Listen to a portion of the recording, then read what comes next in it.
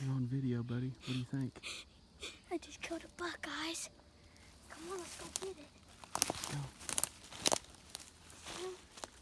He's right there.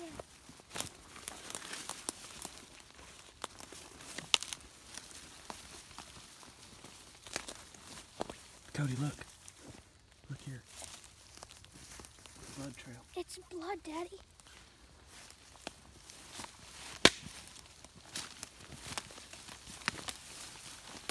If he just stand there asking for it, I'm just going to shoot that one. That's not a little buck, buddy. That's a lot bigger than I thought it was. Look at you. Oh, Daddy. I killed that buck. You killed that buck. Look at that buck. That thing's huge. Look at you, dude.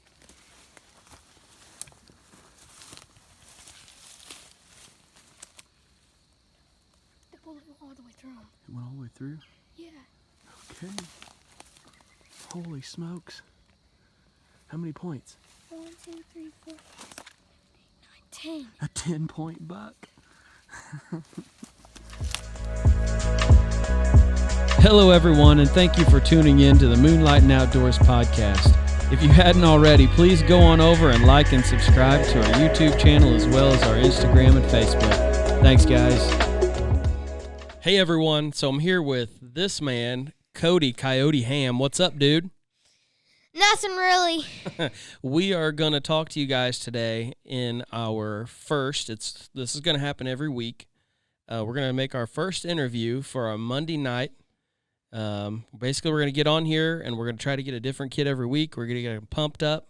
Going to get them pumped up about hunting, deer hunting, anything outdoors related. So if you guys back home are watching and you have a neat story, contact us because we're going to love it. We'll if they can't sit here in the studio, we'll dial them in. You can send us pictures and we'll throw it up, so everybody at home can enjoy it. But I don't want to steal Cody's thunder here, so we're going to jump right into the story. Cody, see, this is November the 1st. September the 26th, this young man right here beside me knocked down a buck. How many points was on that buck? It was a 10-pointer for my first one. For your first buck. Buck. So you did take a deer before that? Yeah, it was a doe. It was a doe? Yeah. What's the difference between a buck and a doe? A buck has antlers and what else, bub? Is one a boy and one a girl? Mm-hmm. Okay.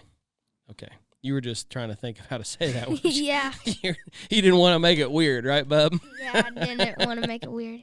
Okay, well, we appreciate that. So nucks on that dude, right? So Cody's season lasted about, how long do you think we hunted?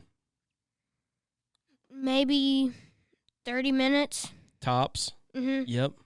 So I want you to kind of lead the story, dude. Okay, well. Start at the very beginning, as far back as you can remember. You can even start at when Dad woke you up. I remember when my dad woke me up, he asked me if I still wanted to go hunting because I got bit by a dog. And you got bit by a dog? Yeah. Okay. I actually remember. I'm just kidding. By the way, I am his dad. So the guy that woke him up, that was me. Yeah. So you got bit by a dog the night before. Yeah. And he woke me up and he said, "Do you still want to go hunting?" And I said, "Yeah, why not?" And so we went out there, we got all our stuff on. We went out there and sat in our stand. And it wasn't, the sun was it all the way up or was it still kind of dark? It was working on being up. It was legal shooting hours. But the sun wasn't completely all the way up. So it was still kind of dim inside the woods, Yeah. wasn't it, bub? And we got in our stand, but not until I don't know. It was 20-something minutes, and there was 2 bucks come walking in, and they kind of took a long time to come in because they were kind of far out. But they came in, and I got my gun ready. I cocked it back, and I put the bullet in, and I tried to get my aim on it, but then I got bit by that dog last night, so my ear really hurt. So when I put my ear on the gun, it because I got stitches, it kind of burned. But then I don't. It kind of. I'm gonna help him out here because Yeah. it's kind of shameful. I know he's kind of feeling ashamed that he didn't just want to lay that ear right up there and squeeze the shot, but it went back and forth to I don't think I can do it, and he handed me the rifle and he was kind of over the whole thing, and I handed it back to him and said, buddy, this is a nice deer. And he ended up sucking it up. He held that rifle up there nice and proud.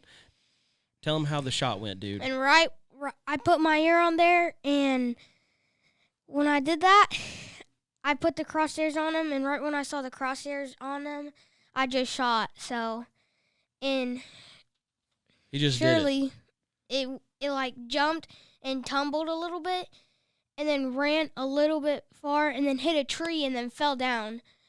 But while that was happening, we were kind of confused because there was 2 bucks, and the other one ran off the same way with it. So when it ran the same way, we thought that when I shot it, it got up and started running. And so we was like, oh, dude, we lost it. But then we waited a couple hours, or maybe not even a couple hours, and we went out there, and we saw blood tracks, and we didn't have to track it, though. And I saw it sitting by that tree, and I was like, man, that was really confusing. And that's pretty much how it went. That's pretty much how it went. So, and from a dad's perspective, I wish that I love sitting in a tree stand with my son. He does get a little squirmy as part of being, how old are you, bud? 11. 11 years old. That's part of being 11. So, and I knew he was 11. It's the interview. Makes it fun. But this guy here, it's fun to sit in a tree stand with him. He actually has tagged along with me a couple of times when I was bow hunting. He goes with his Uncle Drew, who Drew's taught you a few things about deer hunting, hadn't he? Mm-hmm. The paint face. The face paint. The face paint. So Uncle Drew's real big on getting that face put up. I'm pretty sure it's the Native American in his blood, but do you use face paint? Comment on this. Do you use face paint? So anyways, bub, I want to talk to you guys too. That confusion is that buck kind of went over this little swell and we couldn't see him. So Cody and I, we heard a crash, and everyone that's killed a deer, I'm sure, hopefully you've got to hear the crash. We heard it, didn't we, bub? Yeah. It was kind of just a loud pop, and it didn't make sense, but it sounded like you crashed into something. When later on when we got over there was a dead tree that had fallen over, and he had fallen up against that dead tree. But in the meantime of him being over that hill, after we heard the crash, just a few moments later, after we called your uncle and said, hey, we just shot this buck and we're going to need help dragging it out, heard it crash. Then we look over while we're still on the phone with him, and we see that buck standing up, didn't we, dude? Yeah, but the confusion is right there. Since that little thing that went down, there was 2 bucks, and the other one came up the slant. So we thought it was the one you'd shot. Yeah. But anyways, we were absolutely nervous about it. But long story short, this man had the patience. We waited it out. We climbed down out of the stand, got a neat little video of him. We really didn't have to track it because we did see it, but it was just a good time. Mm-hmm. And I know that Cody was telling me that, before this, that he hopes that a lot of you kids back home that might be watching this get to have the same experience, right, bub? Mm-hmm. I really do. So tell me something. For a new hunter, not a seasoned hunter like yourself, but like a new hunter that's never done this before, what's one tip of advice you got for the young man sitting at home that's not been able to kill a buck yet, never has killed a deer? Really? Patience. Patience. I love it. It's all about patience, guys. So get out there with your dad, Uncle Drew. Get out there with them. Put in your time. Try not to wiggle too much because the deer don't like wiggling. They just don't appreciate that a whole lot. So they'll run off, right, dude? Mm-hmm. They will. So Cody's number one piece of advice is just put in the time, be patient. Okay, bud. You'll eventually get one. Eventually it'll happen, right? Yeah. So if there was one thing that you think that a beginner would do wrong, so something that you don't think that they're going to do right, what's one thing that you think that these hunters back home are going to do wrong? That way you can just tip them off and maybe they won't do it. They might do wrong. Yeah, something they might do wrong. I mean, you're a seasoned hunter now. You've killed 2 deer. I think that they might,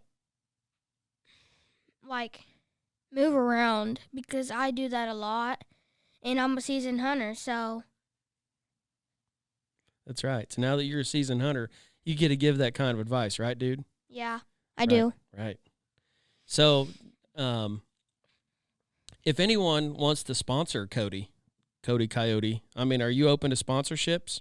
Yeah. Yeah, so maybe, one of these big companies will just say, hey, you're a seasoned hunter. We love what you're doing out there. We want to follow you. You can sponsor this guy. I'll put his info up if anyone's interested. Let me know, right, dude? Yeah, right. Okay. So here we are, Monday night, talking to our first interviewee, Cody Coyote Hamm. This dude is also going to slug his first coyote this year. He's tagged along with his pops for several years. A lot.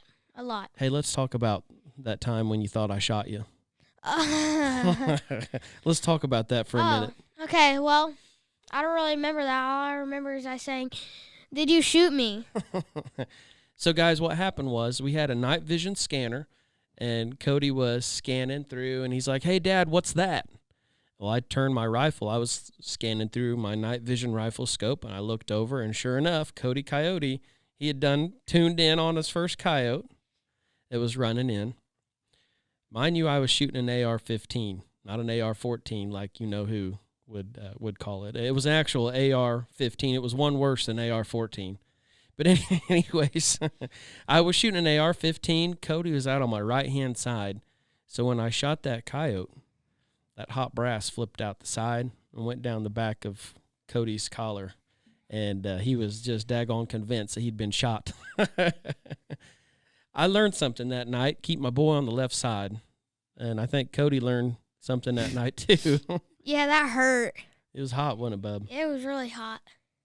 But as soon as he got his hands on that coyote and we got to hold the coyote up and start taking his picture with it and all that, you forgot all about that burn on your neck, didn't you? I did. It's funny how that works, isn't it? Yeah. You know what that's called? It's called adrenaline and excitement. Yeah. You're an awful handsome kid. How do you get so handsome? My pops. I love this dude. Again, this guy, he's up for sponsorship, so if anybody's interested, hit him up. And guys watching back home, do me a favor. If you have a young man or a young lady that has had some kind of luck out in the field, I don't care if they found their first arrowhead.